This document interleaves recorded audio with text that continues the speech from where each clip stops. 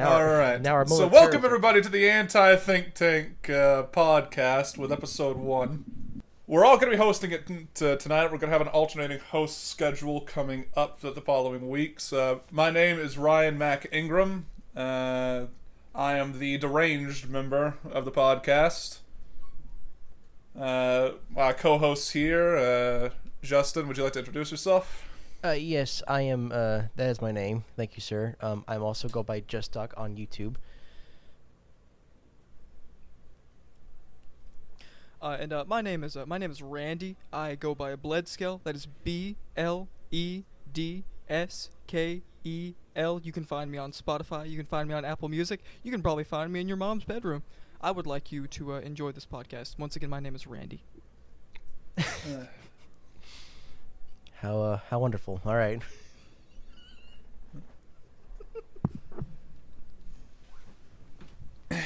What a wonderful So you're the one who fucked my mom, huh?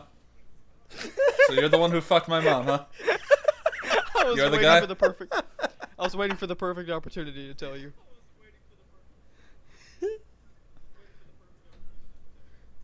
Oh my god. Do I have to call Titanic. you Dad? Yeah, what's the discussion? What were we talking about again? Yeah, so Justin, you wanted to talk about the this new submersible or Titanic thing that the U.S. government is trying to stop.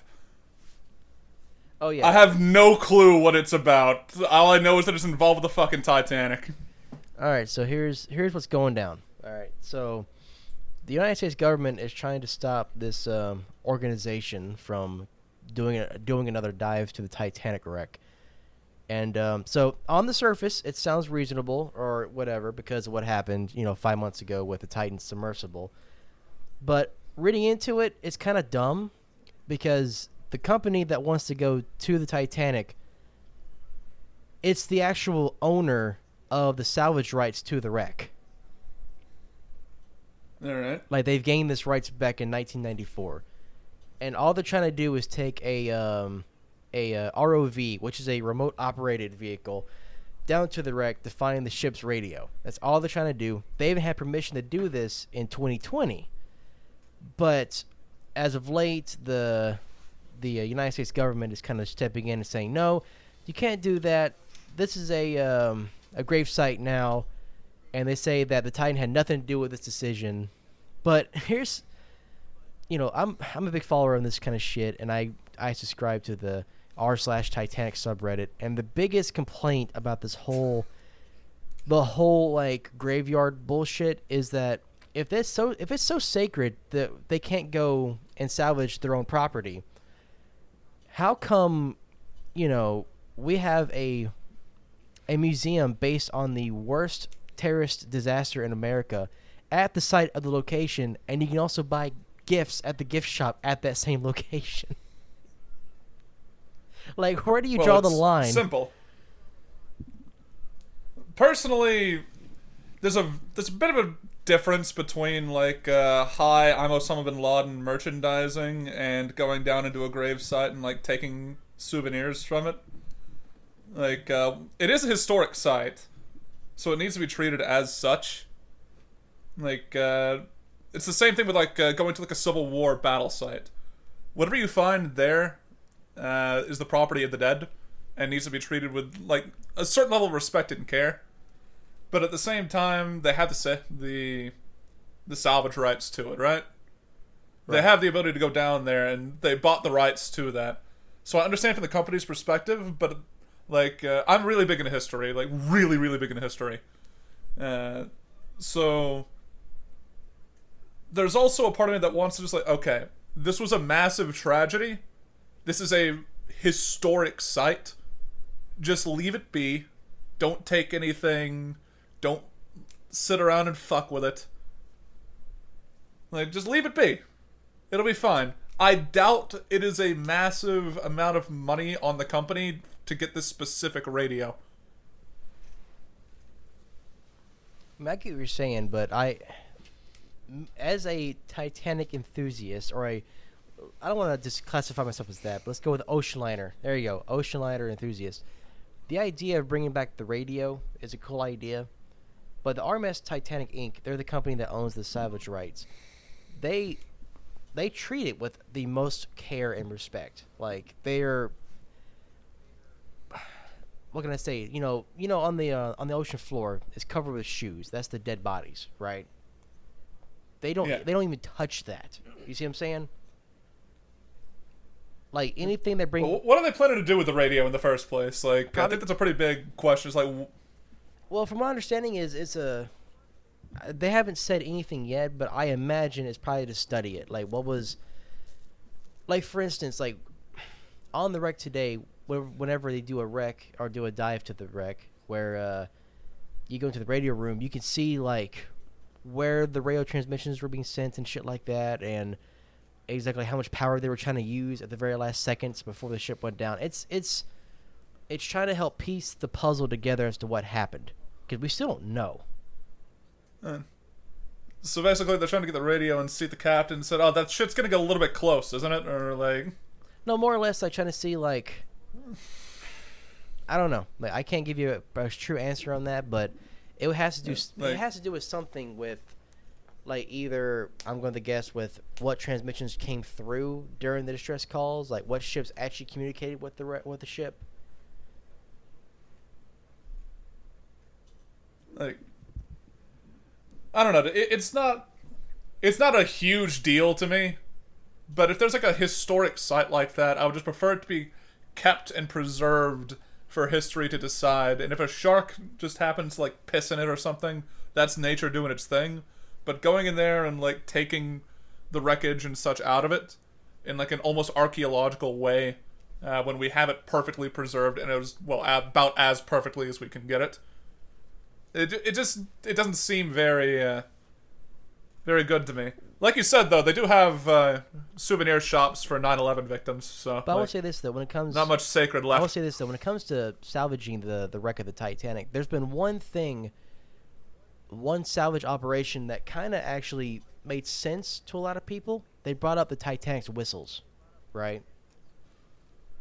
And they actually like cleaned it off, dusted it, made sure that it was prepared to, or it was stable enough to blow air through again, right? And they actually blew the fucking horns at in Central Park in New York City. And the symbology of that is that the Titanic never made it to New York. Like, that kind of shit, I can just imagine being at, like, 2 p.m., sleeping in on, like, your day off or some shit, and just getting hit with the Titanic's horn right outside your goddamn window. It's like that scene from, was it Ghostbusters or Ghostbusters 2 when, like, they're at the dock and they're he's got, like, his feet propped up, coffee in hand, like, some relaxing classical music, and then just, oh, what the fuck?! Ah! That was scalding hard right in my dick! Fuck!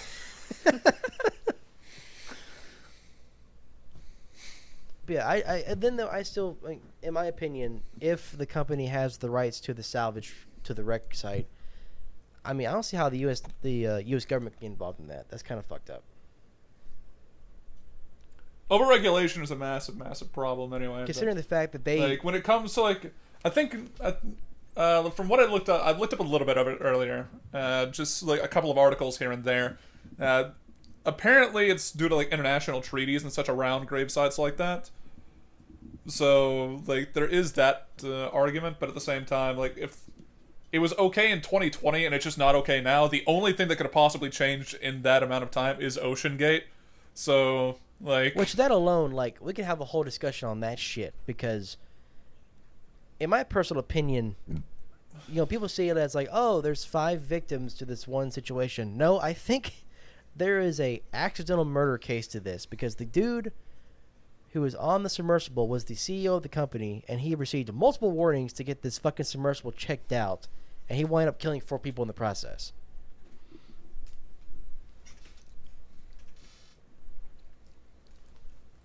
Look, dude. When it comes to the OceanGate shit, the entire world has kind of been, like, in it and out of it at this point. What happened on that ship is a fucking tragedy. Oh, absolutely. But for, like, 4 or 5 days, some of the funniest shit I've ever seen in my entire life came out with jokes about that shit. Wow. Like, Listen, Interesting take. See, I have the complete opposite like opinion. I on know that. I know 5 people died. Dude, cut this part out. But cut if this I part was to go, out. like, if I was to go, I'd want to bring some joy to some people's lives. Listen, I will admit this, okay? Out of all the memes that came out of that whole situation, only one made me laugh the hardest. All right? Because every other meme kind of pissed me off because I'm all about the historic accuracy of things that happened. And a lot of memes were just like, making jokes of the submarine without knowing how it actually worked. But one was pretty funny. You guys remember that scene from Drake and Josh where Josh is trying to get the parasol outside, but the door's not cut out yet? Yeah. Drake, where's the door? it's them in the submersible. It's like, Drake, where's the door?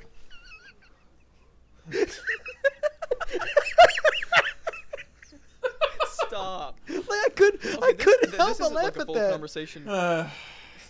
This isn't like something I want to fully get into right now, but I will say What? that You broke up a there's little bit. Oh, can you hear me now? A little bit, yeah. It's a lot better. Okay, I was just gonna say that there was an episode of South Park a long time ago where they were talking about like how long you had to wait after a tragedy before it becomes funny, and they decided that it was 13 years. And that episode came out a long time ago, and it's kind of insane to me that it's gone from 13 years to like a week. Dude, it Look. wasn't even a week. My limit in the name, to quote Bill Burr on this, my limit is like between when the 2 towers were falling. Like, if it's funny, it's just fucking funny, man. Like, But you say that though, like you said a week. But here's the thing, like people are making people are making jokes about that shit day one. Okay. yeah. Like people made jokes. Like, they announced, "Oh shit, we have a submersible missing in the middle of fucking Atlantic, touring the Titanic," and everyone's like, "Oh shit, gotta get some internet clout off of this." People were Look, dude, joking get the that they bag. got- Like, people were joking that they got stolen by the Atlanteans' magnet tractor beam. Maybe I saw that too. People were just, in my opinion, it was a little bit too tasteless, but I don't know. The whole thing was just very sad. they were sitting there like just exploring down by the Titanic, and then suddenly just heard the announcer go over the intercom like, "And now a guest appearance from Mermaid Man and Barnacle Boy." Oh, God damn it! What the fuck? Okay.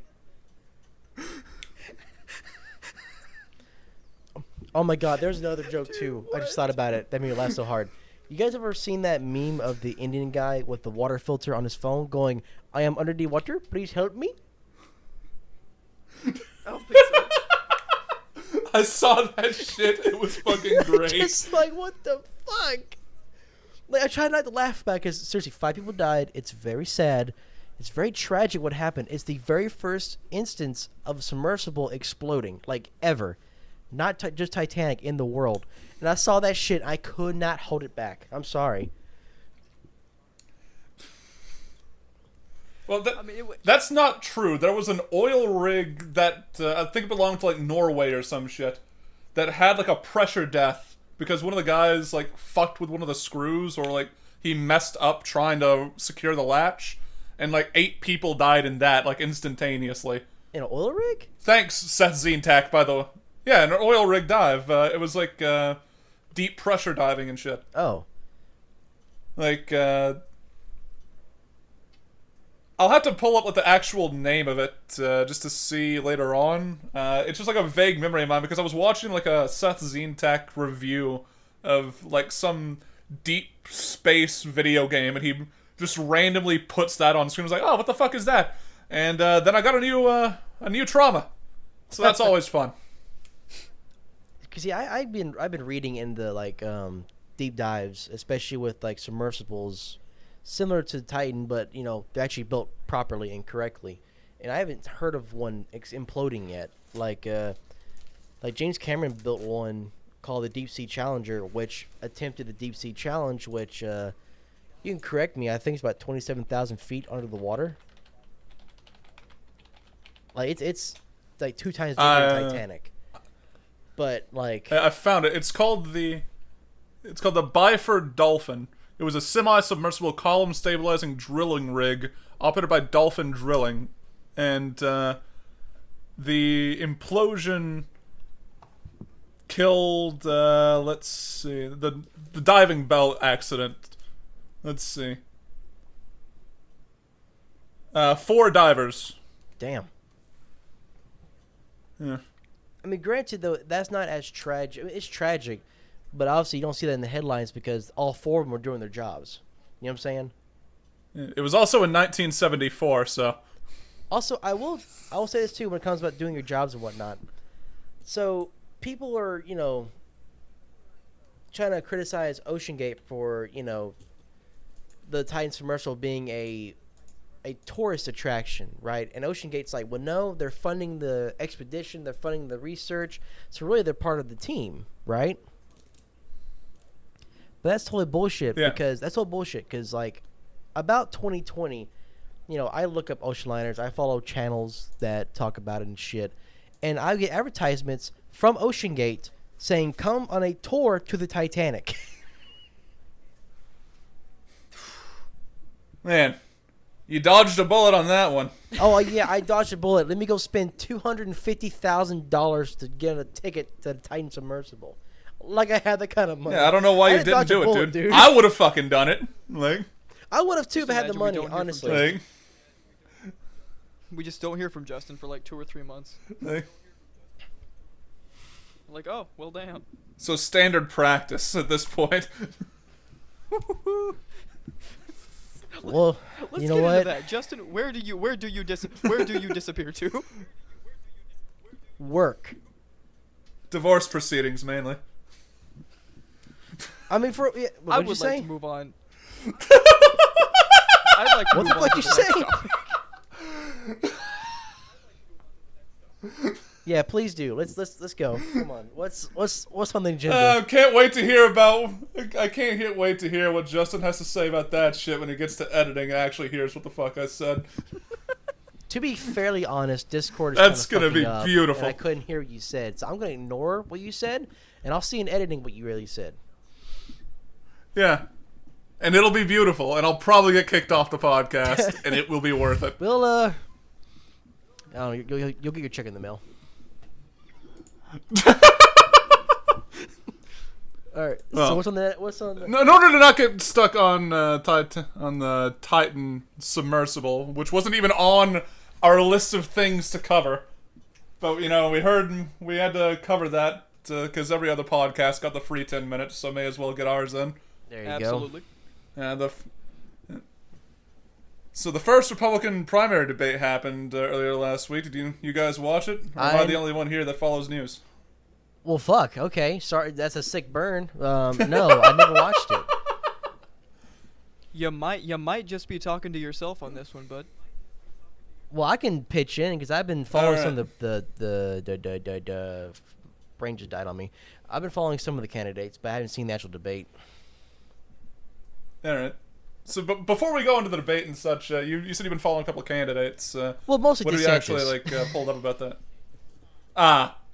The one that I think everybody hates right now. He had a bad performance. I'll tell you that right now. He did not do well at that debate. Yay!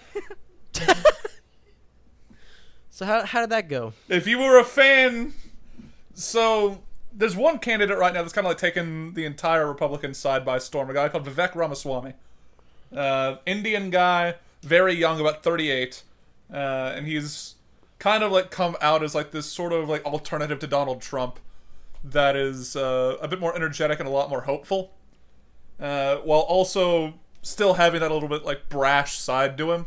And he kind of like had this target on him that entire night. Ramaswamy throughout the debate was very, very, like I said, like energetic. He was responding very quickly. You could tell that he was very quick to the punch, basically. Like a question would come up, he would very quickly answer it and move on.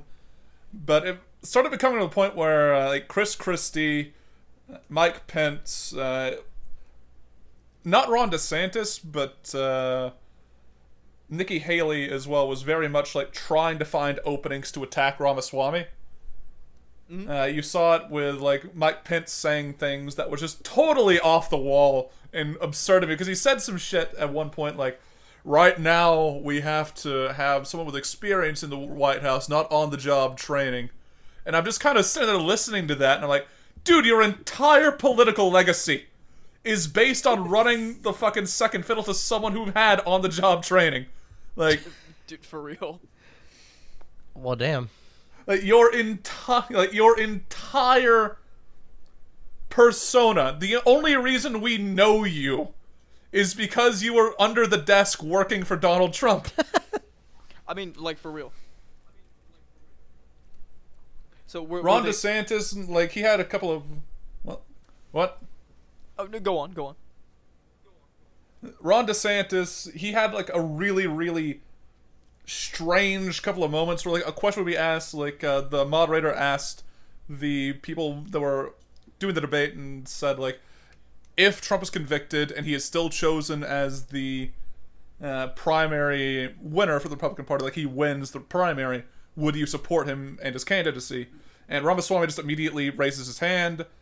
A couple others raise their hand after a couple seconds, and then Pence and DeSantis are kind of like looking around the room and listening at the crowd cheer for the fact that these people said they would support him, and then they decide to raise their hands. So it kind of made them look like smarmy, two-faced assholes at that moment, which they're politicians, they're gonna be. But, you know, you could at least try to put on the mask, maybe give it like a polish here and there instead of like totally throwing the country under the bus. It was a fucking night. Chris Christie said that Ramaswamy was just like Chat GPT, and what the fuck? Like, Ramaswamy kind of like wore it with pride, and then yelled back, "Are you gonna hug me like you hugged Obama and win me a campaign?" Like, there was some fucking moments, dude. I thought like the WWE casters were gonna get involved at a couple points. Dude, you're making me want to get involved in politics. That sounds like way wilder. The fat than I was Muppet Chris Christie. Did you never watch the 2016 debate? Dude, he was under 18 at that point. I'm pretty sure. I was too. Was I? Yeah, hold on. Yeah, I was under 18. I've just never really cared. Dude, so every it's never fair. It's fair, honestly, but every like political debate ever for me has been like, oh, I don't give a shit. But that 2016 Donald Trump versus Hillary Clinton was a fucking bloodbath of a debate. Oh no! Wait, the first one was like. I didn't watch it, but going to like school the next day was pretty wild. Like, the Hillary Clinton debate between Donald Trump and her back in like 2016, there was 3 of them. The first one, Trump was like out of his element. She kicked his ass in the first one, and then like rounds 2 and 3, you could tell he was like worked up, like dipping and diving.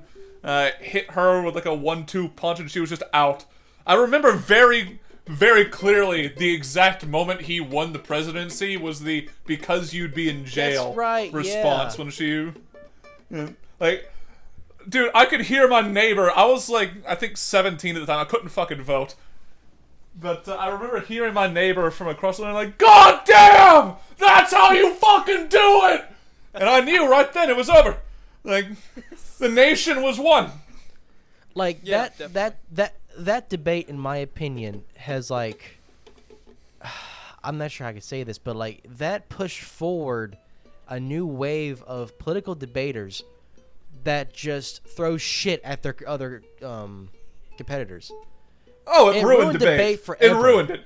It was funny.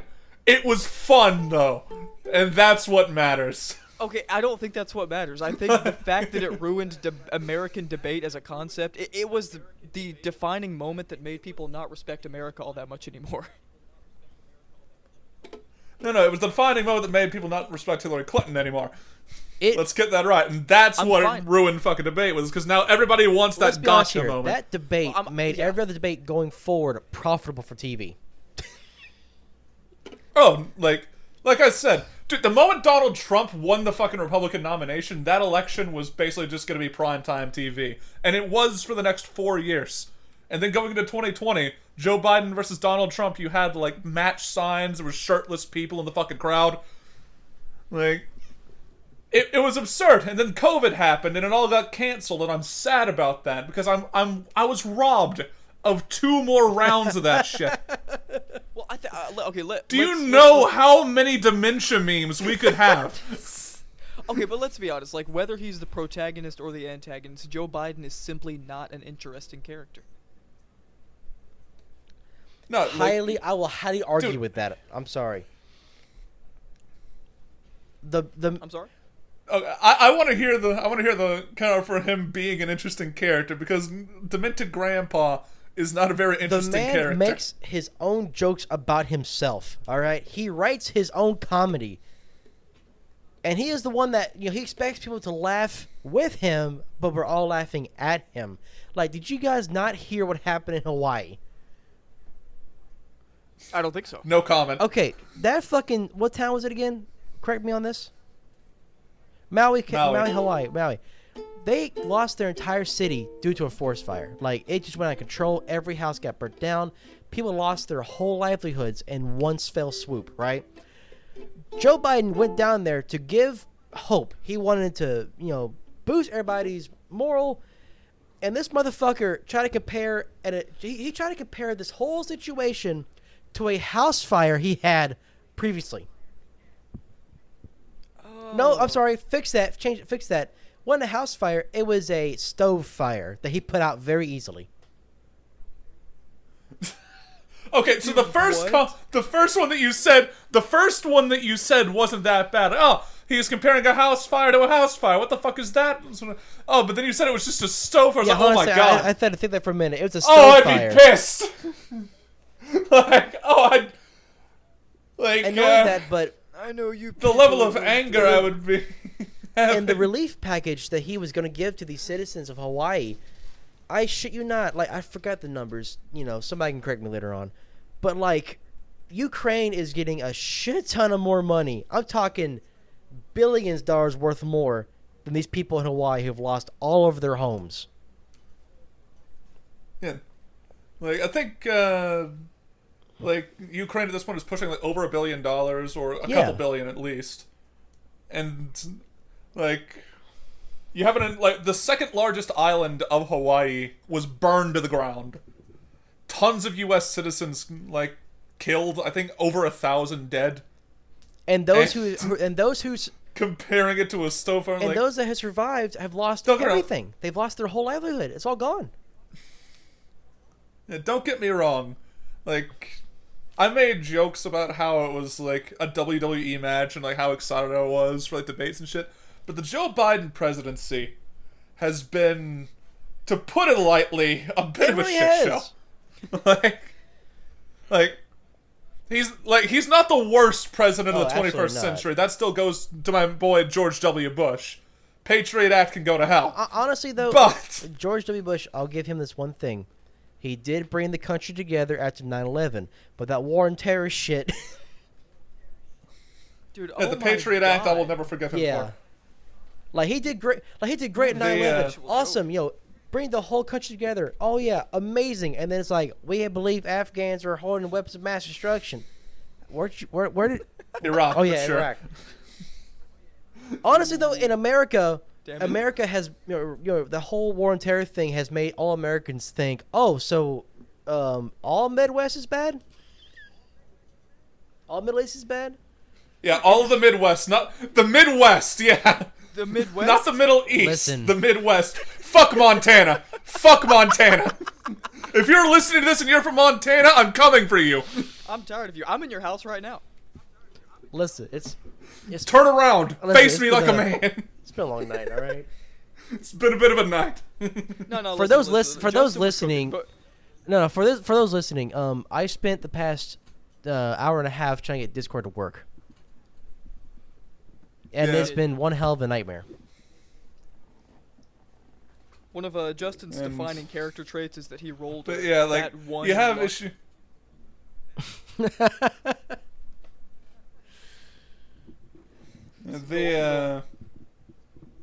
Speaking of rolling, the Baldur's Gate 3 launch happened, and a lot of developers are not very happy about that. Don't even get me started on Baldur's Gate 3. I downloaded that shit last night, and I downloaded it onto my Steam Deck, and it's still downloading. When the fuck did you get a Steam Deck? I got money. All right, I got it like 5 months ago. Okay, I was about to say, when the fuck? You sound offended that he assumed you couldn't get it. Like, dude, I got fucking money. Like, the fuck do you mean? When did I get it? Long ago, and he never brought up he had a Steam Deck. I'm like, where the fuck did you get one? Well, it's. Dude, I want one. Where's my Steam Deck? I'm robbing you. It's not. I don't want to say it wasn't worth the money. It definitely was, but like it is $600 for something that basically plays games that you can already play. Damn. You know. I mean, at least at the benefit though. The benefit though is you are +1 of a Steam Deck. Yeah. Also the benefit of is that you can it is the ultimate Nintendo piracy device. That's true. Like. Although, sorry, we don't condone piracy. We don't do that. I'm sorry. I do. We do. I very much do. I condone piracy so much. I'm Monkey D. Luffy, and I'm gonna be king of the pirates. I'm just Somalian. So there goes my attempt at damage control. Yeah. Good luck with that. Remove this part from the podcast, please. Leave it in full, and put in your address for the FBI agents. Okay, leave Ryan's part in. I have never pirated. I've never been to Kiss Anime. I don't know what Putlocker is. I don't know what 123 Movies is. I don't know what you're talking about. My name is Ryan Mac Ingram, and I approve this message. All right. But to get back to the main point, what Ryan, I believe what you were going for was the fact that other video game developers have looked at Baldur's Gate 3, its success, and they've been like, well, you guys can't expect us to make a quality product just because Baldur's Gate 3 is good. It's difficult to make good games, guys. Yeah, it pissed me off beyond all belief. Here's the thing, too, is that it was absolutely ridiculous. In my opinion, as gamers, I don't think we expect a shit ton of a thing out of a game, or a lot of it out of a game. We just expect no microtransactions. That's all we want. Like, Baldur's Gate 3, like, it's part of it, but I think the big thing about Baldur's Gate 3 is, like, you got, like, the full package, you got a lot of replayability, you got a ton of customizability, like, everything that an RPG would want, you got. And and they just focused on making it fun. It also felt complete at launch. It like launched, and the shit was just like, it felt like you got your money's worth once you got it. I haven't even played it yet, and I know it's going to be great. I played a little bit of it, mostly looking around online and looking for the counter arguments to why this should not be the new standard. And I heavily disagree with that. Like, if a game is out, it is your direct competition. It is up to you, as a developer, to one-up that competition to earn my money. I don't make a lot of it. I need a good reason to purchase it. And if you can't do that, I'm sorry. I'm just not investing that money into your product. Like, BattleBit Remastered is a fantastic game made by a developing team of 3 people, and they did better in the FPS genre than most AAA developers. They earned my money. If a team of 3,000 people cannot beat a team of 3 people, you do not earn my $15, you don't earn my $30, my $70, you can go to hell. I'm not paying you money. I absolutely couldn't agree more. It is ridiculous that in this modern day, we continuously get games that aren't complete at launch. They're not that fun. There's so many problems with them. And to see them complain about it, I mean, it was ridiculous, and you don't really see that very much in very many other spaces. When a great album gets released, it invigorates a genre. Like whenever Kendrick Lamar releases a new album, every hip hop artist is like, "Oh my God, I've really got to step my game up. What I'm about to release is not nearly as good as that, so I've got to make it better." Whenever a great video game releases, it's like the companies are just like, "Well, I mean, you can't expect us to make something that good. We don't have that much time." It's like, then give yourself time. We don't need a new Call of Duty every year. We really don't. Like they're just kind of like leaned back, rubbing their nipples. You're like, but don't you guys want the battle royale genre? Dude, it's so fun. It's so fun, isn't it? You guys, Dude, Don't you want the battle not pass? playing any Call of Duty the single player anymore, so we took that out.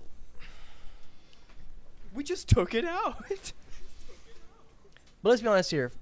Don't you guys have phones? But let's be honest here for 1 second. So when would you say was the last game to come out that was close to a full package and a very good experience from a AAA game?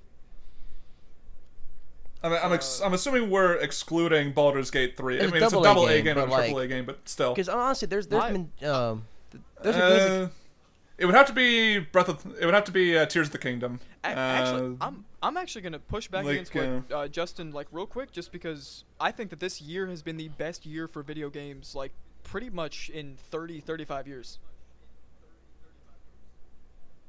debatable. I disagree with that. I think there's been some better years, but we have had a couple of really good ones, like Tears of the Kingdom, Baldur's Gate 3. I'm gonna say that we got one game coming out soon that could be a Final Fantasy 16, dude. I don't have a PlayStation 5, Listen, so though, I can't. there's I can't one actually game comment though on that coming one. out this year that could be just the biggest flop of all time, and that's Starfield. Currently, and it flop. pisses me off. No, here it's coming out on September 6th, and it's currently the #1 sold game on Steam, and it makes me sick to my stomach Same. hearing that. From the simple fact that pre-ordering as a concept is just stupid to me. I'm not disappointed in Bethesda for getting the top spot, for selling a game that they have not released yet. I'm disappointed in the consumers for enabling that practice. Like, with Baldur's Gate 3, it entered an early access phase, and you could buy it early then, but you got the copy of it. You could play it in full, well, not in full, but everything that they had developed to that point, you could play. For Starfield, you don't even get the product, you just get the advertising that's out. And just a vague promise that they'll deliver. So, doing a pre-purchase for it's how you get launches that are like CD Projekt Red's Cyberpunk 2077, or like Obsidian Entertainment's The Outer Worlds, which was advertised as like the next big Obsidian RPG title. And Justin, I know you're a really big fan of like the Fallout series, and especially like Fallout 3, Fallout New Vegas, so I'm sure you were hyped for it. I was. And you got hit with the fucking bug whenever you played it. It was like, oh, the dialogue loops back into itself to make sure you go one direction. There's only 2 endings. And it's nothing like their other RPGs. Although, though, I will say this, though. So whenever I heard, like, Starfield is... with the Outer Worlds, granted, it was a good, pleasurable experience. Yes, there wasn't many options for the endings, but, you know.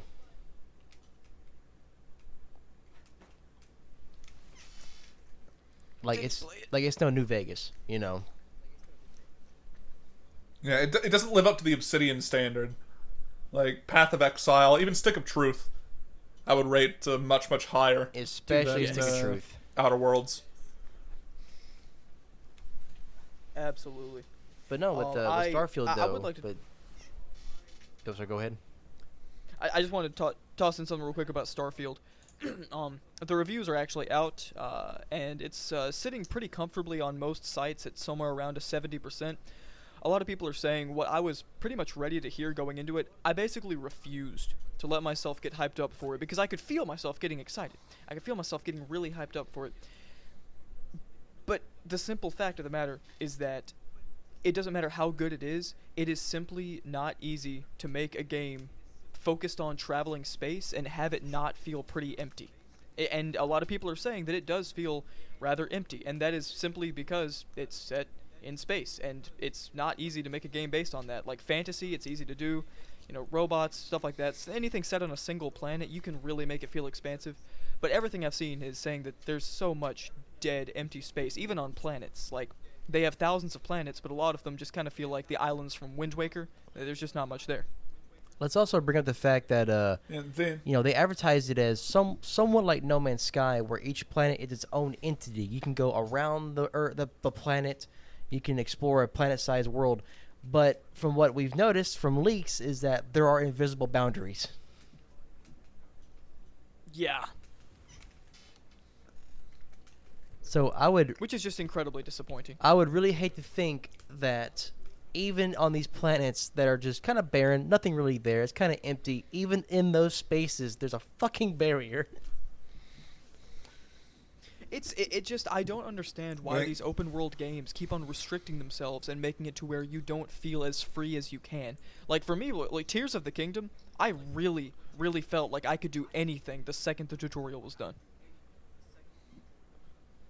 Yeah, like, you got your main powers, you jumped off the fucking island, had the world to do anything. It did not matter. Like, the freedom, you were so free in the game that it hurt the writing of the game because they couldn't figure out which direction you would go. Yes, it's great, and that's another thing that I'm hearing about Starfield is that not only does it feel a little bit more restrictive than they were saying it was going to be, the story is also kind of bare bones. Now, all this being said, there's some great reviews about the game. People say it looks beautiful. There's great combat. People say that it just feels expansive and great. But I just hate those invisible barriers, man. I always have. Even as a concept, I'm just not a fan. Make it feel more natural. Give me a reason why I can't go to this planet, an in-universe reason, not an invisible barrier. But okay, so from now on, we go the Family Guy, the video game route, and put a mime that is making an invisible wall at every barrier. That's every single one of them. So seriously, dude, an in-game reason. I thought of a really funny idea though. What if like all these complaints we have about Starfield and it goes out on the internet as soon as the game launches, they're like, oh, invisible barriers, it sucks as shit. What if Todd Howard goes, but did it work? Like, Usually, like I we kill promised. him. I said it just works. So did it work? We throw a brick at him, like, as we have wanted to do for years. Like I'm more of a fantasy gamer. I like fantasy, like dragons and shit like that, more than sci-fi. Sci-fi still scratches an itch for me, but it's not like. I much prefer Dragon Age to Mass Effect, for instance. Facts. So I have been waiting so long for news on the Elder Scrolls Part 6. And I'm just hoping that now that Starfield's coming out, that I can finally get like just a smidge of news. Just a tiny the last amount. Smidge of news we got was a smidge. Like the last news we got was a very short trailer. Dude, I just need Todd Howard to like breathe in my cock's direction. Like, just give me something. Just get, please. Dude, that teaser that was like 5 years ago. Like, didn't they announce that like alongside? Yeah, I have had blue balls for 5 years. It's like a constant edge. Like, didn't they announce that alongside with? I just want release. Alongside with Fallout 76. Yeah. Yeah. Yeah. Yeah, they did. That's horrifying to remember. Wild, that's actually. terrifying. Like, here's a great game that could be the greatest game of all time, but yet that's not coming out yet. Watch this really cool fucking online MMORPG right here. Dude, that's another thing. Like, I like how when Fallout 76 got announced, everybody immediately knew it was going to be shit, but everybody was still on board because online Fallout. I never was on board with that. The idea of an online Fallout was completely fucking terrible. Because every fucking Fallout game you play is like, oh, you're the one. You're the one that's going to save fucking DC or Boston or whatever. And 76 is like, oh yeah, by the way, you and 1,000 other dickheads are going to come out this one vault.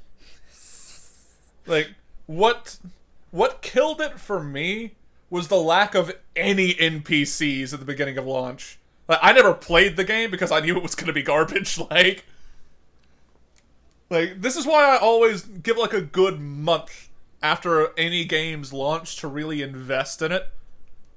Like, except if it's, like, a developer that I know, like Larian Studios, who made Baldur's Gate 3, and, like, the early access was there, so you knew it was going to be good. Like, I give exceptions here and there. But I have, like, a good month-long waiting period for any newly launched game to really wait out the hype for the game, to just get to know what it actually is like. Which is smart. It's a good rule of thumb to have. Because a week you still have, like... I remember when Watch Dogs, that Ubisoft title, came out, and I got it, and I, like, hyped up one of our friends in high school. Like, yeah, it's fucking great, dude! Because I was, like, 3 hours into the game at the time. And, like... I convinced that man to spend $60 on Watch Dogs, and that's a sin. That is a sin. That St. Peter is gonna look me in the eyes, kick me down to hell, and I'll understand. Like, Satan's gonna give me a high five for that one, because I've caused more suffering on this earth than Casey Anthony we can did. be honest here and say that Watch Dogs is probably the game that really enforced everyone to be cautious. Watch Dogs was, like, the first big one. The one that stopped me in my tracks was No Man's Sky. Oh my god. It's good now! Yeah, it's amazing now. But the game is fucking great. But, like, I remember in high school, Ryan, me and you were sitting there, we're discussing it all the time. Like, we're getting so fucking hyped up for this game. And I remember the quote you told me when the day it came out. You said something like, okay, now we got past this revolutionary day or some shit like that. Like, and then the next day I showed up and I returned it. I returned it. Like, what? It's fucking broken.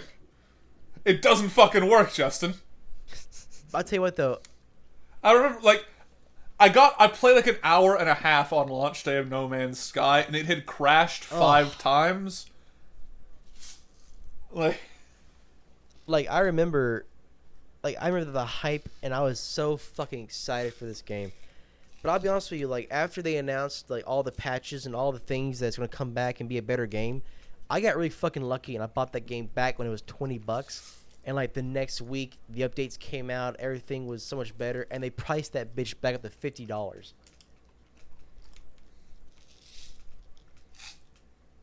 yeah, and now whenever it goes on sale, it becomes one of the top sold games. So, good on you, Hello Games. And for not just taking the money and running. Sean Murray, you beautiful man. Which is sad.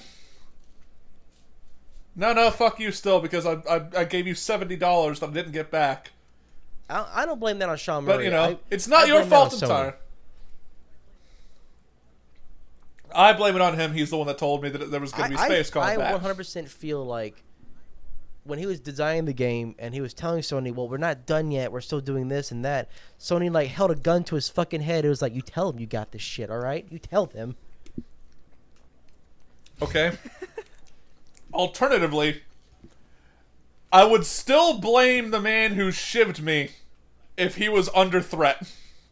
Like, if he's saying, like, I'm sorry, man, I had to shoot you or they would shoot me, I'd be on the ground bleeding out. Well, then fucking die then! Do it! Kill yourself! Alright.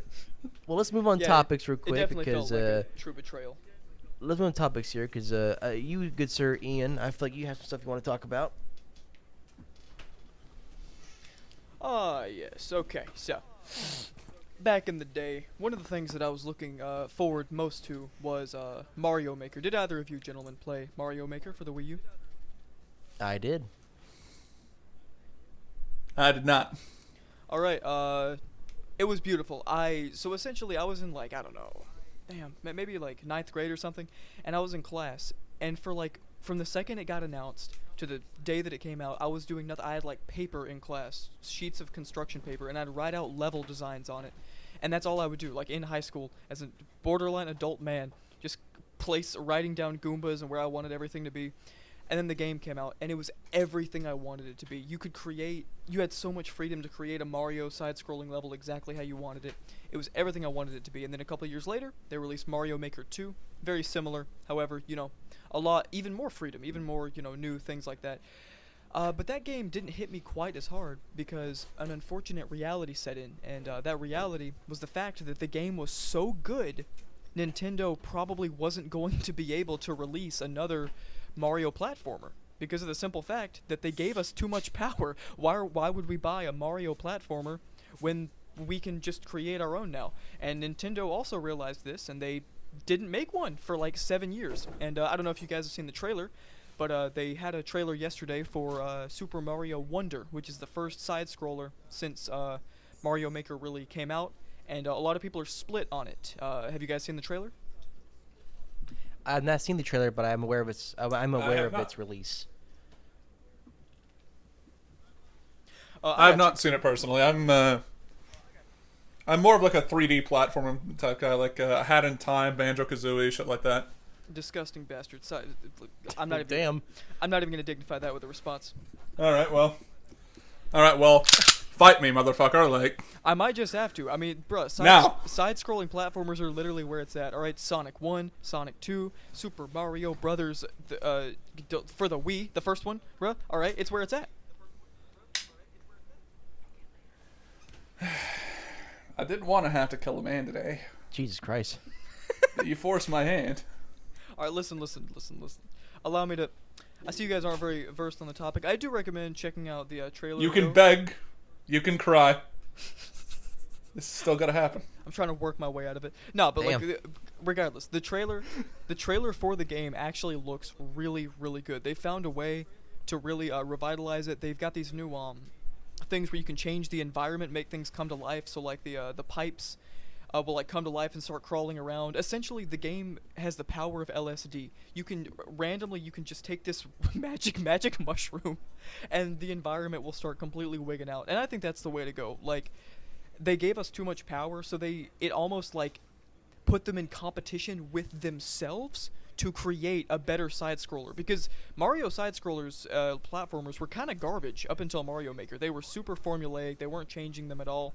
So it took them to literally create something so good that they had to put something in a 7-year development cycle to make it good. So I just thought that would loop around to the whole conversation about competition and how it's interesting how the company literally is in competition with themselves to one-up themselves.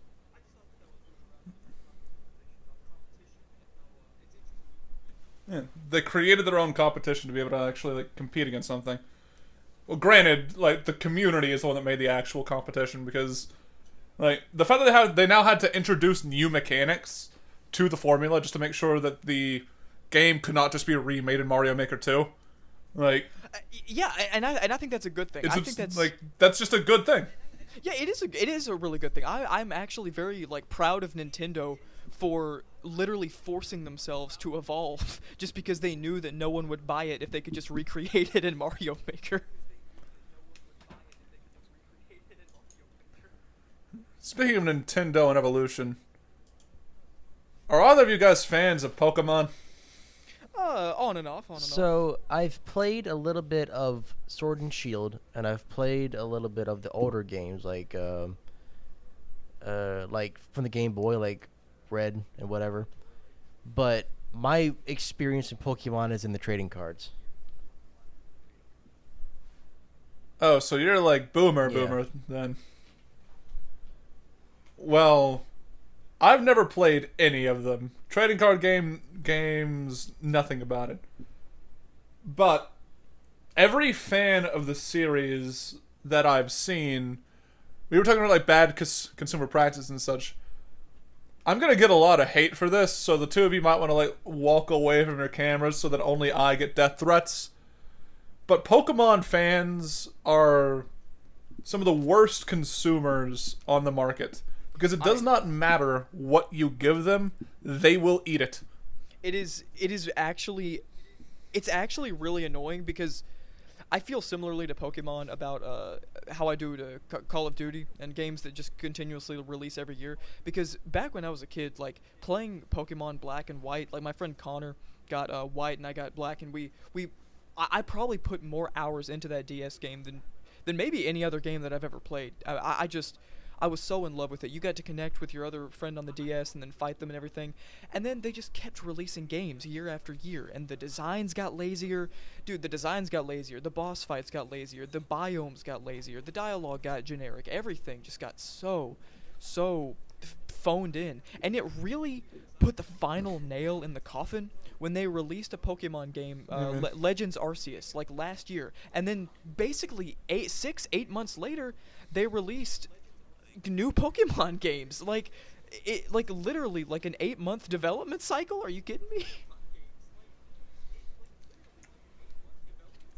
Oh, and I'll be 100% honest with you. like- Like, I have no problem with Pokemon. Like, again, Sword and Shield came out, like, that's the second to last to come out, correct?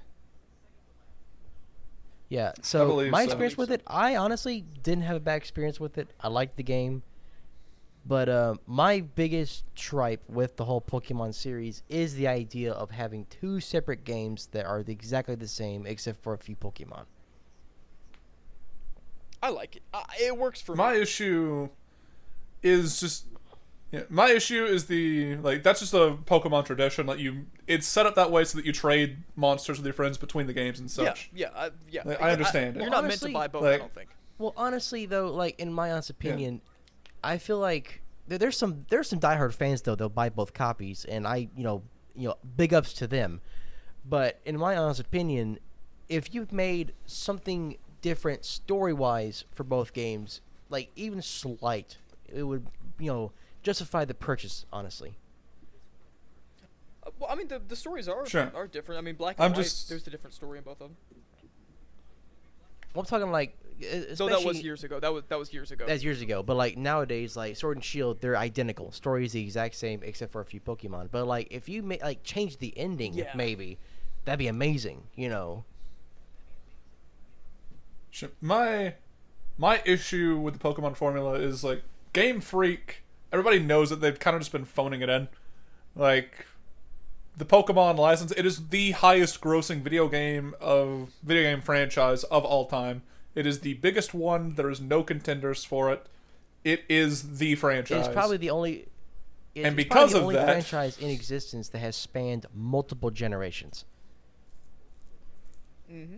Yeah, like Pokemon, no, Zelda, Mario, like they've all like done that. But Pokemon is the only one to stay the exact same through that entire thing. Is my issue with it. There's been no innovation in the Pokemon series, It's kind of ironic. and that, like after those all, that have been there, it's the only one that hasn't evolved. That's pretty funny. yeah, It's wild. like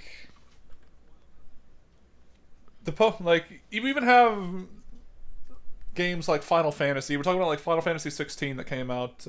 I have heard fantastic things about it. Looking at the formula between Final Fantasy 7, Final Fantasy 10, Final Fantasy 12, 15, and now 16, they are definitively different every Absolutely. single time. Absolutely, There I was love it. there was a reason for them to be created. Mhm. Like there is a reason for each title in the series to be created, except for 13. We don't talk about that one. We don't discuss that shit. Never played Final Fantasy, so this is all Like- you guys. Really? What an actual moron. Yeah, well, I said I didn't. Man really just said he's What never a played fucking tool! What an actual troglodyte. You really telling me you ain't Like, never I'm- played Final Fantasy? Never. Like, I'm saying, yeah, I've never played Pokemon, the most popular video game franchise of all time. But Final Fantasy? Like a You're bug? trying to sell me as an expert? You never played that shit? Get the fuck out of here! Like, come on. Every single video game, Christ. like every gamer on the planet has their favorite. You never even got around to But, playing 7? Never even got around to playing Final 7? Fantasy, Zelda, Mario. No. I'm so Final sorry for Fan- the yeah, disappointment here. yeah, Randy, get his fucking legs. Zelda had to evolve. Mario had to evolve. Kirby stays the same. Pokemon stays the same. Granted, like, Kirby's formula is just like a 2D platformer. There's not much to evolve there, and what they have evolved has been good for the most part. With Pokemon, you have like Mega Evolutions and shit like that, but that's very, very minor. Most of their quote-unquote innovations within the Pokemon franchise have just been like an expanded roster. And outside of porn, that hasn't done much for them. You're not wrong. I'm going to ignore that comment. I will not. Well, do you I don't disagree? disagree. But that's a weird fucking thing to bring up. Well, it's true! I'm just gonna... You tell me people don't jerk off to Pokemon, Justin! Alright, I'm out. You tell me that! I'm out. I'm gonna play myself out. I'm out. I'm so What done. the fuck, Ryan? What? Alright. I have never... If there was ever, like, a 30-second section of a podcast that needed to be cut out with scissors, this would be the 30-second section. This is be. No, this is the 30-second session that gets us viral on the internet. There are gonna be people to hear that comment and say, he's fighting for me. I'm the one who jerks off to Pokemon. Okay, I'm playing myself out. I'm done. Vaporeon is it? Oh my god! Okay, to get back to get back to the matter at hand, I do not think the Pokemon is good. I don't think that Pokemon as a franchise is good at evolving. I don't know why people keep on buying the games. The fact that Sword and Shield sold as well as they did is kind of disturbing to me. I love the franchise, but I simply don't get how people can continuously buy this basically the same game every year, every other year.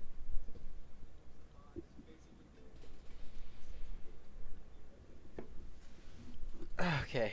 Yeah. It's insane. Like you have like I brought a BattleBit remastered earlier. It's a 3-man developing team, and they've made something absolutely fucking magical. Like they put their heart and soul into it, and it shows.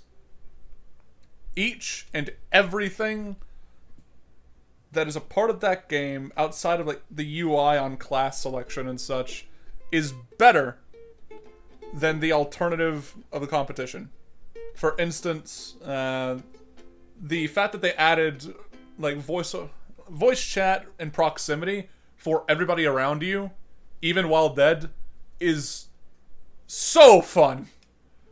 Like, I've had moments in that game where like you're going after like an objective or something and you just get shot, and the enemy like has like a heart-to-heart with you, as just I see the light! I see the light, please! Please, it's getting dark! Hold my hand! Dude, see it's amazing how something as simple as proximity chat really, like, it truly adds such an intense, like, memorable fun to a game, especially in FPS. There's a great Oculus Quest 2 game called Onward that has a proximity chat in very similar situations. Like, just being able to like put your gun to the back of someone's head and be like, all right, like drop your weapons, and actually have them argue with you. It is insanely fun. Yeah. Like, just the tiny little stories that get created in BattleBit Online servers are insanely good to me. It reminds me a lot of, like, I don't know if you guys ever played, like, the Grand Theft Auto 5 roleplay servers. Like, the modded, like, Grand Theft Auto 5 Online is garbage. But Grand Theft Auto 5 Online roleplay servers are some of the most fun I've ever had in gaming. I've only played it, like, twice, because my Grand Theft Auto 5 files got fucking corrupted, and I couldn't run it, and I didn't feel like downloading it again. But the little bit of time that I spent on there, just kind of walking around the city and just having interactions with other players, you get immersed so quickly. And it's so fun just seeing how people interact with one another, how people create the story. I want a studio to take that same concept as like GTA Online roleplay servers and just make an actual game for it. Like, it runs well, make it function, make it, like, marketable. Get a wide player base for it, and you'll have, like, a very niche title that will make you good money. On the other hand, I kind of don't want that because, I can't imagine having some 12-year-old Fortnite child trying to roleplay as a police officer and calling me George Floyd. Why the fuck That would not did you be bring fun. that up? Ryan is really going for like the full bingo. Because it would happen. No, okay, you're going for the bingo card, buddy. Like you got 9/11, you got George Floyd, you got the Titanic submarine, there was something else. I know there was. I'm not gonna fucking censor myself. What's that? I'm not gonna censor myself. I can tell. 13-year-olds would call me George Floyd. People jerk off to Pokemon. Like, It has been 6 minutes since you mentioned that the last time. You have exceeded your limit. Get out of the call. Remove yourself from the call. There's an X. You There's have a to red understand, X Ryan, button on the top right. You have to understand, Ryan. I love you to death, but there's some days I question how much faith I have in you. I would hope every day. It's what I've given you plenty of excuses. God damn it. The thing is, like if you are sane, you would wake up and like, man, the world would be better off without him. I can fix that. God. No, like the first time I met Ryan. So if ever, like, I'm doing, like, some lawn work out in front of my fucking house and you're, like, driving your new car by, just know that if you tilt it slightly to the right, you may prevent, like, an uprising in the future. The first time I met you, Ryan, you were just a horror movie enthusiast. I had no idea that the real horror movie was what was inside you. Oh my god. I didn't know how deep the lore went. Yeah. So for those that don't know, like, originally all three of us were going to make, like, a slasher film. Justin had wrote it, he was going to direct it, and I was going to, like, play, I think I was going to set up the slasher villain in it, right? And that was completely by chance. He did not plan that. And Ian's like, oh, did you make that out of, like with Ryan in mind? A direct quote from Ian on that? And it's... Let's also add the fact that, we were at the location we were going to film at, and we were going to rehearse some of the lines, and you just instinctively went straight for the killer. No one asked you to. Like, we said, all right, let's do some lines, right? Let's do some lines. And you're like, okay, I want to be this guy. And I'm like, and you chose this scene directly where the killer is supposed to bash in a character's head. You went right for it. Played by one of our other co-hosts here. And I did accidentally hit you with a broom when we were practicing that. And according to you, it fucking hurt. And I'm sorry for that. Oh, wait, I just want to bring this up. I'm a little bit taken aback. You mentioned that we were going to make a slasher movie. I thought that was just on hold for like 6 months or a year until we could get the funds back. Oh yeah, that's so true. Yeah. Hopefully we can. Hopefully we still can. Yeah. But like, we were making it. It was set to film in September. It's now September. Now it's set to. And we're not currently making it. Now it's set to film next September. Yeah. Which is fine. And then next September, when like a pipe bomb goes into your mailbox or some shit, that's gonna get another pushback. And I've got to figure out how to make a pipe bomb. I got a feeling a bomb is going to drop in Ohio before that shit happens.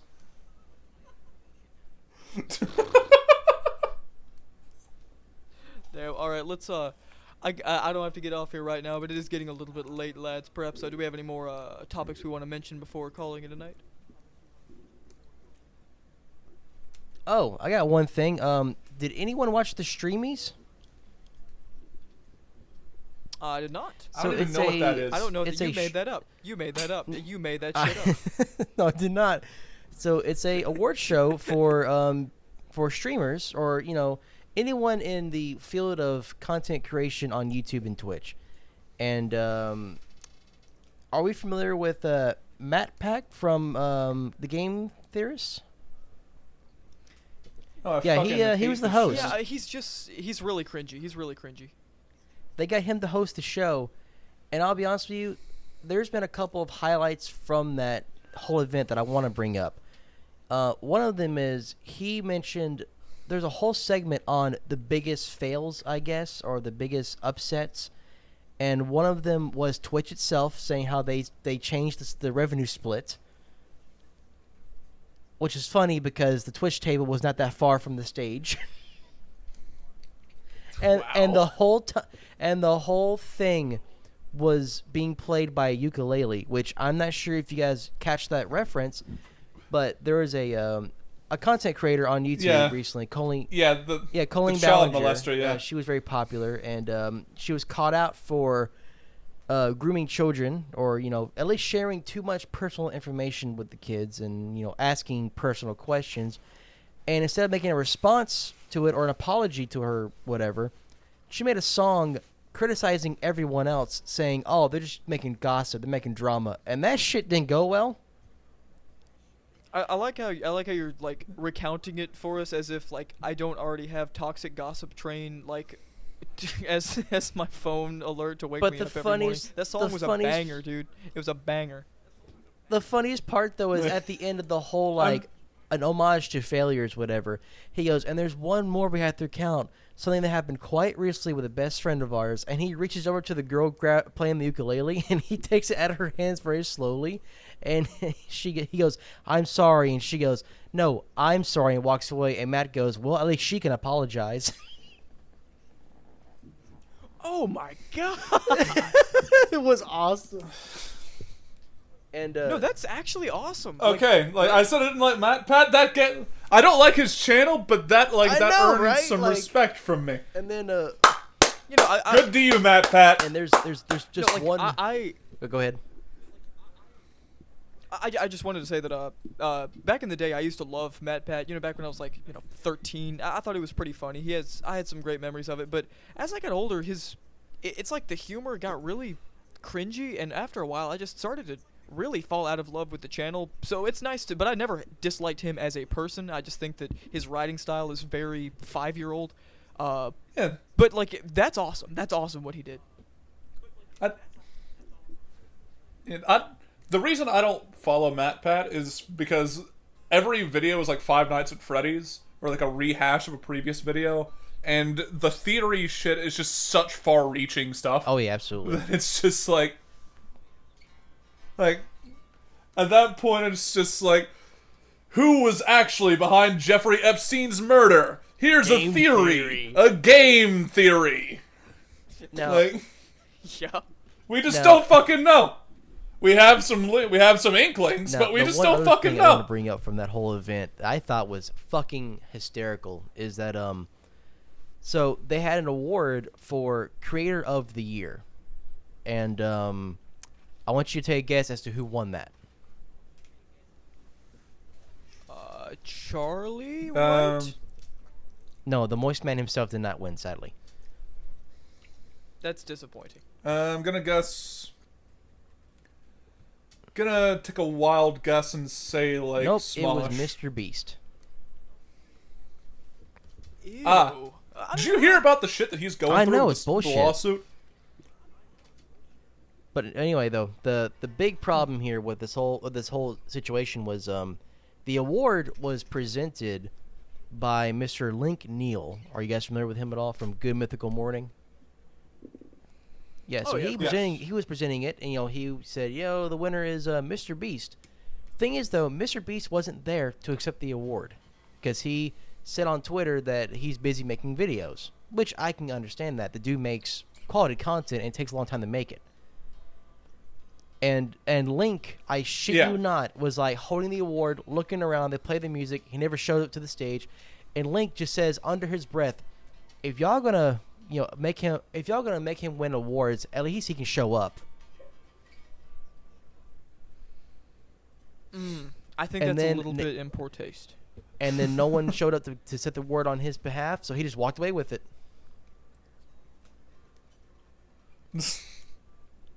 Wait. He Like, he left with the That's award. just. I mean, like, I'm not sure if he still has it. I'm sure they All right, it to well. Mr. Beast in the mail, but he walked. Fuck he walked it. off the This is stage mine with it. now. Dude, I can. I'd Literally, like to thank my mother and father. Dude, I like the idea that you said it was Link from Good Mythical Morning. Yeah, it was Link. I can just picture Link up there like he's just looking at the award like, all right, I guess I'm Mr. Beast now.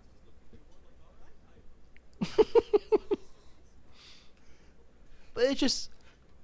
Time to go blind some people to go cure them. God damn it. Holy But it took me away though. That is 'Cause wild. it took me away because like I was expecting like a, well, I guess he's not here and just hand it to someone else or whatever. But no, like how he was kind of, I think he was kind of upset because I don't think, I mean I could be wrong, but I don't think GMM or whatever won an award. Or they won awards before, but not a streamy. Good Mythical Morning. It's a decent like turn your brain off show, but it's not really like quality entertainment. I'm not gonna lie though, like And Like- this is like. honestly. I never claimed we were good. I just wanted an excuse to talk about like I mean, honestly, bullshit. I liked GMM and I still do, but like I felt your fear whenever I said to talk about. I felt your fear go through that microphone. Like, is he gonna bring some like bullshit up? But Like, no, what the like fuck? I honestly like GMM, and I thought I followed them for quite a while, and I can agree though the older stuff is much better, but I don't know. It rubbed me the wrong way when Link said that.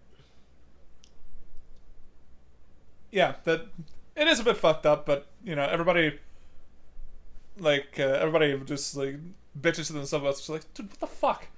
I'm up here. This is just awkward now. I mean, he looked both ways, shrugged his shoulders, and just walked off the stage with the award.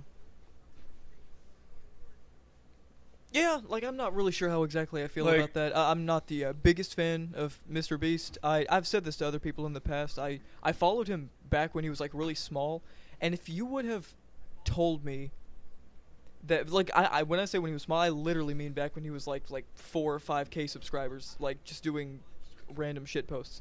And if you would have told me that out of all of the channels on YouTube, the literal tens of thousands of channels, that this man would end up becoming like the king of the platform and like have multi-million-dollar brand deals and stuff like that, I simply wouldn't have believed you, because he just doesn't really have all that vibrant of a personality, in my opinion at least. I have nothing against him as a person. He's always seemed very polite and genial. I just don't understand how someone with such a low-key personality got to the spot that he did. I'm not gonna lie, I felt the exact same way with this is off topic, but like with Boogie2988. Like I was subscribed to him back when he had 200,000 subscribers, right? Back when it was just him, front web camera, talk about his shit, or talk about personal stuff, and he'll do his Francis sketches, which were fucking hysterical. I'm not gonna lie, but I never thought in my life that dude would reach 3 million subscribers, 2 million subscribers, ever like that. But prove me wrong, he did it, and now he just killed his own career. Man, I Speaking was, of killing their own career, yep. speaking of killing their own career, Oh iDubbbz. my god. Oh my god. Talking about Oh my YouTubers God. that made mistakes. Dude, one of literally. iDubbbz. It's a It bit is old old news but now. It's still a shocker to me that he built his whole career on content cop and criticizing and whatnot, and he's apologizing for all of it. Well, he's not only apologizing Like- for all of it. It is, for me personally, some of my favorite memories in my entire life were. Did you guys ever watch the Cake trilogy with iDubbbz, Filthy Frank, and Max Mofo? I regret it, but yeah. Fill me in. I I'm not just- sure on this one. It was back. Hair in- cake. They ate hair cake. It was more than that. It was more than that, Ryan, you swine. Back in around 2015, 2016. You better watch Max out. Mofo, Well, we'll iDubbbz, stab and your ass Filthy over that. all three of them, they were at the top of the game. They No, were no, it's fine. getting tons of subscribers, and they built their brand off of, I guess, you could say edgy humor. I personally don't think about it like that. I just think that they were funny. I think that comedians get a laugh in many different ways, and they were all three very creative, intelligent, funny individuals. And they created crass, sometimes disturbing, but very, very memorable videos.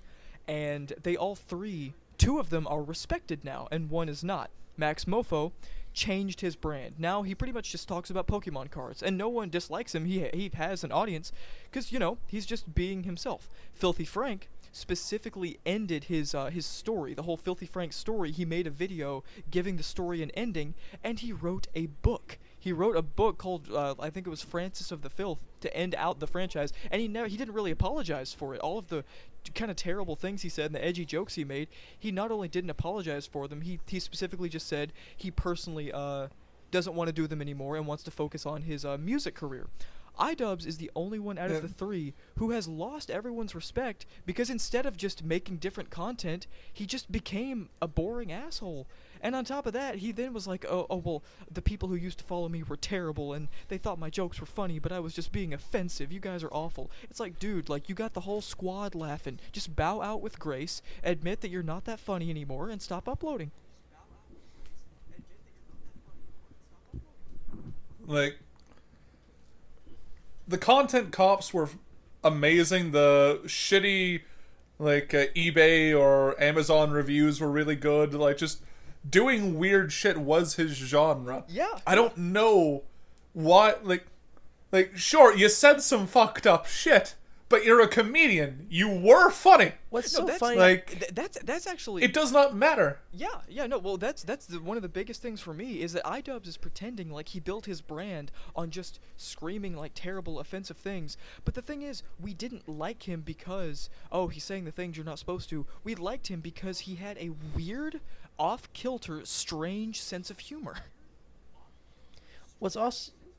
Yeah, and, like, the people that he would call out, like, Tana Mongeau, the way he called her out, using those words, I'm not going to use them on the podcast because I don't want to get taken down, but he would use them for a reason. In the context of that video, like, it was specifically to call her out and to get the exact response that she did, and then Tana Mongeau afterward outright admitted he was in the right.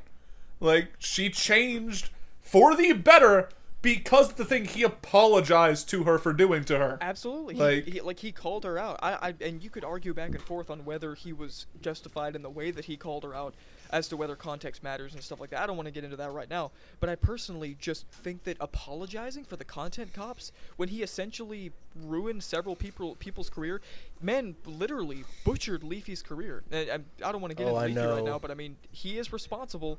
He's responsible for the biggest YouTuber on the platform for a long time losing his entire livelihood, and Leafy has never recovered. And iDubbbz is now, like, just kind of a sad shell. He's apologizing for it. It's like, and for good reason, though. For good reason. Can we admit, though, the whole...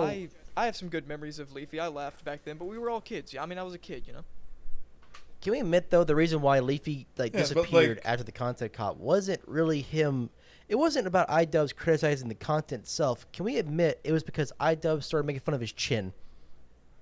That was the whole reason why. Yeah, it was the chin thing. He never recovered from that. It was the chin thing. But I'll say this, though, about iDubbbz. The perfect example. I'll say this about iDubbbz real quick. Example of what I was saying. I was saying earlier. Just real quick. His weird sense of humor. He literally paid a bunch of kids to play, like, pin the chin on Leafy, like pin the tail on the donkey, and had kids like pin like a paper chin onto Leafy's face. That's not offensive. That's not a slur. That's not anything. That was just weird humor, and it was funny. Why is he apologizing for it? Yeah, like, it offended all of one person, and it was the person that made his living doing that exact same shit to other people. I'll say absolutely. Anyway, and what were you going to say, Leafy, Justin? I'm sorry. I was going to say this. What made me lose the most respect for iDubbbz is that, he did say some off-kilter shit, and he did say some offensive shit. Let's not beat around the bush here, but he was on H3 podcast like years ago during his hype, his big rise, And he said he's not afraid to say anything because he believes in freedom of speech. He has no regrets. But now here we are, and he's taking his word back. Like, you went on a People podcast are to say you don't give allowed a to fuck, change, I but now Not you even to do. mention. Yeah, my issue is that he has that like, if you say you're pro free speech and you do shit like he did to what was the guy, like, I can't remember the guy's name, but he was basically like, he was friends with Sam Hyde doing like the Creator Clash 2, and he like, iDubbbz kicked him out of Creator Clash 2 for just being friends with Sam Hyde and saying like, and like posting tweets about like hanging out with Sam Hyde because Sam Hyde made fun of iDubbbz and pretty much just outsmarted him. Like, iDubbbz was basically going to make like a content cop on Sam Hyde, but Sam Hyde pretty much set everything up to look as bad as possible. And the whole joke was that like, he lets iDubbbz do all this recording and everything, and the last day reveals it was all a fucking joke. And then iDubbbz just like left like all angry and shit. Damn. It was just embarrassing. It was seeing a man who we all used to like admire because he just felt unbeatable. In my opinion, YouTube will always have an unbeatable character, like a one punch man, if you will. So and it doesn't even have to be like the most subscribed person. Normally it's not, but for years it was iDubbbz because his word was law. If he didn't like a person, they lost subscribers, and he just a lot of his opinions shaped the way a lot of people feel. And then he left, and now Moist Critical, I think what a lot of people would agree, has become like the unshakable law. Dude is just, he hasn't lost yet. Yeah, like, for like, it was Ray William Johnson for like a very, very short amount of time. Yeah. There was like a very short intermediary period where there just wasn't one until iDubbbz became a thing. He was it for years upon years, and then like 2-3 years ago he just like fell off. H3H3, he was that for a little while as well, where if he made a video on you, like, you were fucked. Like, H3 made a video on you, you're just fucked. Yeah. There's nothing you can really do at this point. You either apologize and try and do some shit, but then H3H3 had the exact same arc that iDubbbz is having right now. Yeah. And he lost like almost all of his fucking fan base. Like, when absolutely. are people gonna realize that's not the winning play? Like, It's I have no idea. It's like these people think that hypocrisy is an option. It's simply not an option. Just stick to your guns. like, Disguised Toast was brilliant because he figured out, like, I'm not gonna apologize for being funny. Like, just go watch somebody else if you don't find me funny. Like, it's no big deal. Click somewhere else. Don't I respect it. Granted, I'm not a fan of Disguised Toast because I'm not a big fan of his style of Let's Play videos and such. But he earned my respect whenever he, like, the Twitter cancel mob did their thing and, like, tried to go after him, and he was just like, nah, I don't really fucking care. You gotta respect it. Yeah. So I really think that it's just wild to see people who you used to really have an intense amount of respect for, to see it. It's never fun to see a fall from grace, and that's why I feel like in the modern day I would very much like for the modern like heroes of YouTube, the people really holding YouTube up, some of these excellent, amazing creators. I really hope that they don't end up getting tarnished. Like, can you guys imagine that in like 5 or 6 years from now, like I don't know, I'm trying to think of an example. Well, like PewDiePie. Look at PewDiePie. He somehow managed to like buck all the controversies and still maintain a lot of people's respect. So you can retain your popularity after controversy. It's just that iDubbbz chose the worst possible route. He went back on everything he believed in, and then essentially like, he's just not funny anymore. I even commented that under one of his videos. It's like, I don't need you to say anything offensive to make me laugh. Just be weird. Just be funny. Just be funny. Like, granted, iDubbbz is not the biggest fall from grace I've seen. That belongs to Mini Oh my Lash. god. I listen, gentlemen. If we're here to talk about Mini Lad, I will never get to work because I know that holds a lot of bad memories, bad juju, if you will, for Mr. Justin here. I feel like I gotta mention now why. Thank you for setting that up for me. So I was the biggest Mini Lad fan, although that's debatable. But I was a big fan of his, even when he left the whole Vanoss Gaming group. I like the man so much that for my senior yearbook quote, it was his quote that he had that was, what was his fucking quote? Oh, if you like your job, you'll never work a day in your life. And his job Yeah, was it's if being you a love- pedophile. Yeah, it's like, if you find a job that you like, then you never work a day in your life. That's the exact quote. And it just so happens, too, that in that photograph, my senior photo, my fucking face was busted from hitting sidewalk. So it's a perfect shitstorm, you know. And, like, I think 2 years after we graduated, me, like, came out to being a fucking pedophile.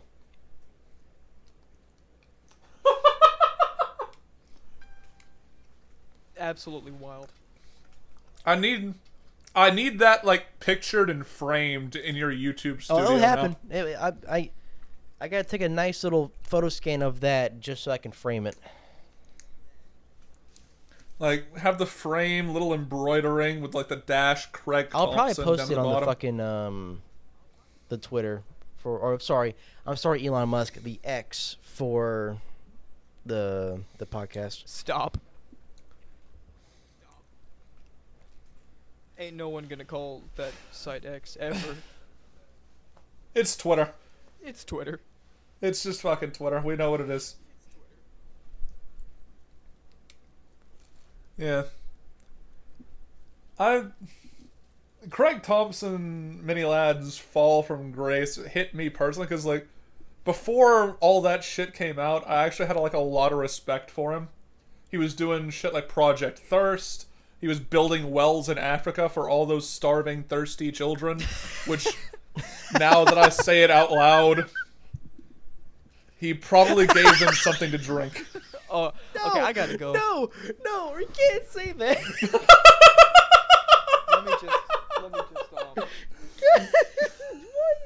Ryan, you're making this difficult.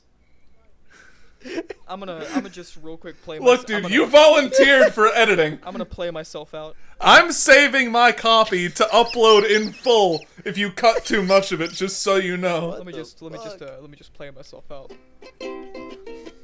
I'm out. Okay. I can't do this anymore. But yeah, like, hour and a half, full series, everybody! But, yeah, the fall of Mini Lad, it hurt deeply, because, like I said, I had, like, a lot of respect for him. Like, I was like, man, a YouTuber who's using his platform to help so many people. Like, he was doing, like, Project Thirst. He was helping all those children's hospitals. Not to mention, God, it gets he worse. did have his meme stream where he would actually donate some of the money. Well, here's the thing. So, about Mini Lad now, have you been following up what he's doing today?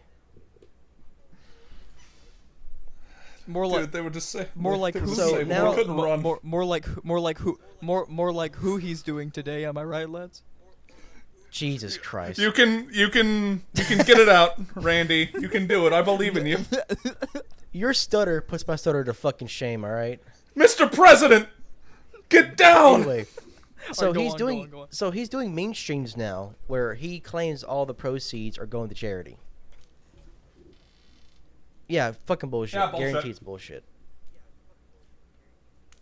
What's so sad though is even like, back when this whole shit went down, his fan base was down the middle. Like all his comments would be half of it defending him, half of them against him, and it's still the same today. Dude, what disgusted me was those YouTube comments that would be like, he apologized, No, so it's it's not. fine. No, it's Like, not. It's not fine at all. No! Like No! Like, dude! He used his position of power Because it is a position of power. Like, you're a famous man who's much, much older than these people, who's basically using his platform to prey on children. It's never gonna be fine. You do not deserve the right to be able to use your YouTube channel, your Twitch channel anymore. Your privileges to be a content creator have been revoked. You should be in prison. I'll be honest with you, I think that's why let's say, all this shit happened in America, right? And soon after he got caught, he flew to fucking Ireland. Like we all know what he's trying to do. Damn. He's trying to avoid charges. That's all he's trying to do.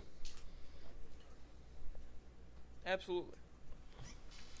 Yeah, like, I didn't, like, keep in mind, whenever all the shit went down, I didn't know about it for, like, 3 months.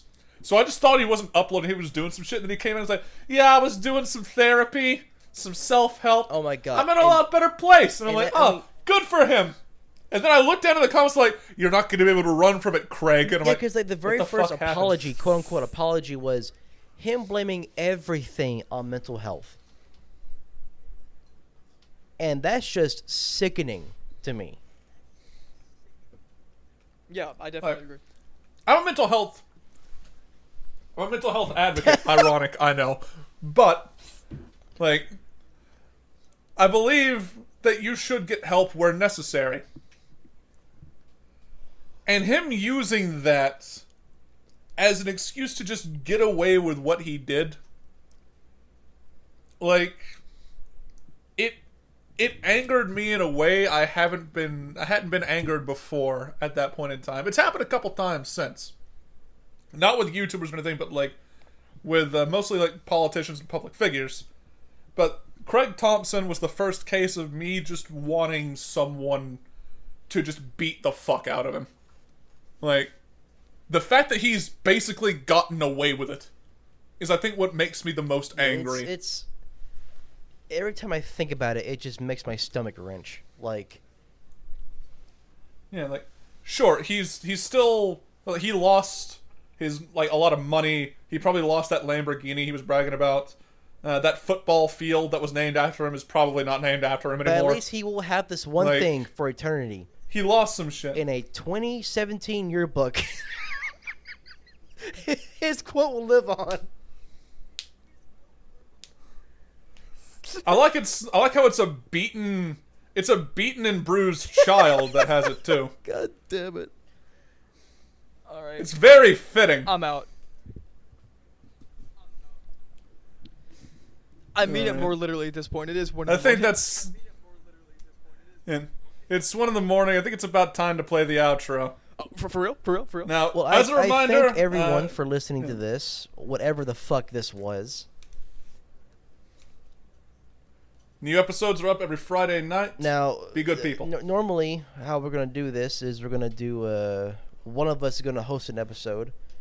Today was kind of last minute, so all three of us kind of pitched in. So who's doing next week? You want to play rock paper scissors? For I have. Listen, I'll step back and I'll let you two decide. Fuck it. I already have a couple of ideas. If you'd like, I shared one with Ian, which I'm not going to let him share with you. I'm terrified now. You don't deserve that information, Justin. Oh, but you'll know. You'll know very soon. And so, yeah, I guess I'll host next week. Have a good night, everybody!